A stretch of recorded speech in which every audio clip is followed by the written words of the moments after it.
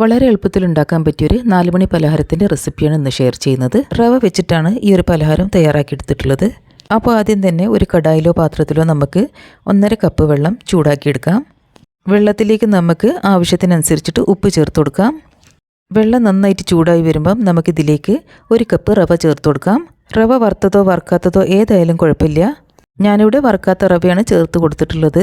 ഇനി നമുക്ക് ഒരു സ്പാച്ചുല വെച്ചിട്ടോ കയ്യിൽ വെച്ചിട്ടോ ഇത് നന്നായിട്ടൊന്ന് ഇളക്കി കൊടുക്കാം.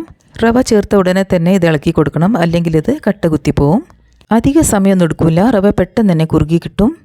വെള്ളമൊക്കെ ഒന്ന് വറ്റി റവ നന്നായിട്ടൊന്ന് തിക്കായി കിട്ടണം. അതുവരെ നമുക്കിതുപോലെ വേവിച്ചിട്ടെടുക്കാം.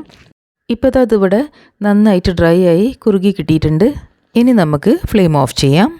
ഇനി നമുക്ക് ഈ വെന്ത റവ ഒന്ന് ചൂടാറി കിട്ടാൻ വേണ്ടിയിട്ട് മറ്റൊരു പാത്രത്തിലേക്ക് മാറ്റി കൊടുക്കാം. ഇനി നമുക്കിത് പെട്ടെന്നൊന്ന് തണിഞ്ഞ് കിട്ടാൻ വേണ്ടിയിട്ട് ഒരു ചട്ടങ്ങ് വെച്ചിട്ട് ഇതൊന്ന് സ്പ്രെഡ് ചെയ്ത് കൊടുക്കാം. അപ്പോൾ അത്രയും നേരം കൊണ്ട് നമുക്കിതിൻ്റെ ഫില്ലിങ് തയ്യാറാക്കിയെടുക്കാം. അപ്പോൾ അതിനായിട്ട് ഞാനിവിടെ ഒരു ബൗളിൽ കുറച്ച് ചെറുകിയ തേങ്ങ എടുത്തിട്ടുണ്ട്. തേങ്ങ എടുക്കുന്നതിന് പ്രത്യേക കണക്കൊന്നുമില്ല, ഓരോരുത്തരുടെ ഇഷ്ടത്തിനനുസരിച്ചിട്ട് എടുക്കാം. ഇനി ഇതിലേക്ക് മധുരത്തിന് വേണ്ടി ഞാൻ 2 ടീസ്പൂൺ പഞ്ചസാര ചേർത്ത് കൊടുക്കുന്നുണ്ട്. മധുരം ഇഷ്ടമുള്ളവരാണെങ്കിൽ നിങ്ങൾക്ക് പഞ്ചസാരൻ്റെ അളവ് കൂട്ടാം. പിന്നെ കുറച്ച് ഫ്ലേവറിനായിട്ട് ഞാൻ 1/2 ടീസ്പൂൺ ഏലക്കപ്പൊടി ചേർത്ത് കൊടുക്കുന്നുണ്ട്. ഏലക്കപ്പൊടി ചേർത്ത് കൊടുക്കുന്നത് ഓപ്ഷണലാണ്, നിങ്ങൾക്ക് താല്പര്യം ഉണ്ടെങ്കിൽ ചേർത്ത് കൊടുത്താൽ മതി. ഇനി നമുക്കിതെല്ലാം നന്നായിട്ടൊന്ന് മിക്സ് ചെയ്തിട്ടെടുക്കാം. അപ്പം നമ്മുടെ ഫില്ലിംഗ് ഇവിടെ തയ്യാറായിട്ടുണ്ട്. ഇനി നമുക്ക് നേരത്തെ തയ്യാറാക്കി വെച്ച റവ ഇല്ലേ, അതൊന്ന് നന്നായിട്ട് കുഴച്ചെടുക്കാം. അപ്പോൾ അതിനായിട്ട് ഞാൻ കയ്യിൽ കുറച്ച് എണ്ണ തടവിയിട്ടുണ്ട്. റവ പെട്ടെന്ന് തന്നെ നമുക്ക് കുഴച്ചെടുക്കാൻ പറ്റും. ഈ ഒരു ചെറിയ ചൂടിൽ തന്നെ വേണം നമുക്ക് റവ കുഴച്ചെടുക്കാൻ. റവ പെട്ടെന്ന് തന്നെ നന്നായിട്ട് ഷേപ്പായി കിട്ടും. ഇപ്പോൾ ഞാനിതിവിടെ റവ നന്നായിട്ട് കുഴച്ചെടുത്തിട്ടുണ്ട്. ഇനി നമുക്കിതിൽ നിന്ന് ചെറിയ ചെറിയ ഉരുളകൾ തയ്യാറാക്കിയെടുക്കാം. ഞാനിപ്പോൾ ഈ ഒരു വലുപ്പത്തിലാണ് ഉണ്ടകൾ തയ്യാറാക്കിയെടുക്കുന്നത്. റവ ആയതുകൊണ്ട് നിങ്ങൾക്ക് ഉണ്ടകളൊക്കെ തയ്യാറാക്കിയെടുക്കുമ്പം കയ്യിലൊന്നും ഒട്ടൂല. ഇപ്പോൾ ഞാൻ ഈ ഒരു സൈസിലാണ് ഉണ്ടകളൊക്കെ തയ്യാറാക്കിയെടുത്തിട്ടുള്ളത്. ഇനി ഞാനിതൊന്ന് പരത്തിയെടുക്കാൻ വേണ്ടിയിട്ട് ആദ്യം തന്നെ ചപ്പാത്തി പലകൻ്റെ മുകളിൽ കുറച്ച് എണ്ണ തടവി കൊടുക്കുന്നുണ്ട്. ഇനി നമുക്കിതൊന്ന് പരത്തി കൊടുക്കാം. പൊടികളൊന്നും ചേർത്ത് കൊടുക്കാതെ തന്നെ നമുക്കിത് പെട്ടെന്ന് തന്നെ പരത്തിയെടുക്കാൻ പറ്റും.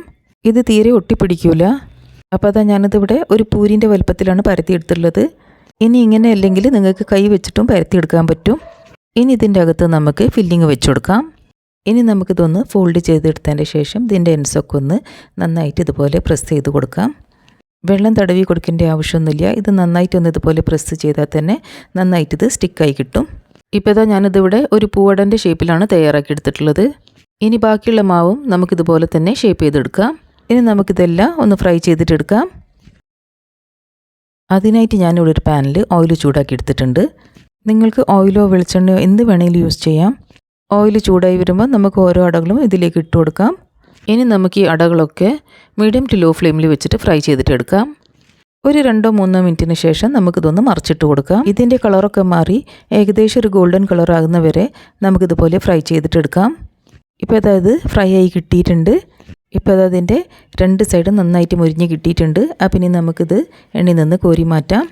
അപ്പോൾ പുറംഭാഗം നല്ല ക്രിസ്പി ആയിട്ടുള്ളതും അതുപോലെ തന്നെ അകത്ത് നല്ല സോഫ്റ്റ് ആൻഡ് ജ്യൂസി ആയിട്ടുള്ള കോക്കനട്ടിൻ്റെ ഫില്ലിംഗ് ഉള്ള ഈ ഒരു പലഹാരത്തിൻ്റെ റെസിപ്പി എല്ലാവരും ഒന്ന് ട്രൈ ചെയ്ത് നോക്കണേ. വീഡിയോ ഇഷ്ടപ്പെട്ടതാണെങ്കിൽ ലൈക്ക് ചെയ്യാനും ഷെയർ ചെയ്യാനും മറക്കരുത്.